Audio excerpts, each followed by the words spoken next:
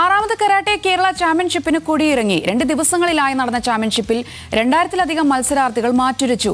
ബഹ്റൈനിൽ നിന്നുള്ള സംഘം ചാമ്പ്യൻഷിപ്പിൽ പങ്കെടുത്തത് ശ്രദ്ധേയമായി.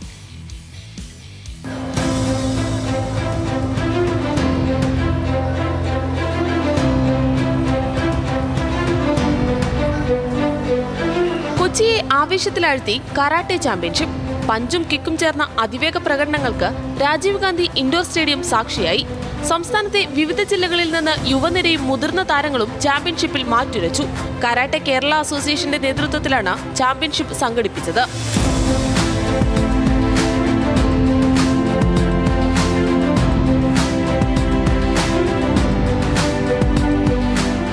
വിഭാഗങ്ങളിലായി 2000-ലധികം താരങ്ങൾ പങ്കെടുത്തു.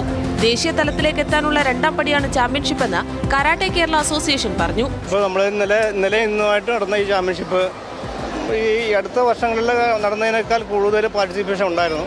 ഇന്നലെ 1000-ഓളം ഉണ്ടായിരുന്നു. അതിന് മേളിൽ 1250-300-ഓളം ഇന്ന് നടക്കുന്നുണ്ട്. തോക്കാനും ജയിക്കാനുമുള്ള വിൽ പവർ ഡെവലപ്പ് ചെയ്യാൻ ഈ കരാട്ടെ ടൂർണമെൻ്റ് കൊണ്ട് പറ്റും. അതിനുപരി ഇത്രയും വലിയൊരു ഓർഗനൈസേഷൻ നടത്താനായിട്ട് ഇവിടുത്തെ അസോസിയേഷന് കഴിഞ്ഞെങ്കിൽ അതൊരു ഗ്രേറ്റ് അച്ചീവ്മെൻ്റ് ആയിട്ട് ഞാൻ കരുതുന്നു. രാജ്യത്തെ പ്രമുഖ കരാട്ടെ പരിശീലകരുടെ സാന്നിധ്യം ചാമ്പ്യൻഷിപ്പിന്റെ മോടി കൂട്ടി. താരങ്ങളുടെ പ്രകടനങ്ങളെ നിറഞ്ഞ കയ്യടികളുമായി സ്വീകരിച്ച ഗ്യാലറി ആവേശം ഇരട്ടിയാക്കി. ന്യൂസ് മലയാളം, കൊച്ചി.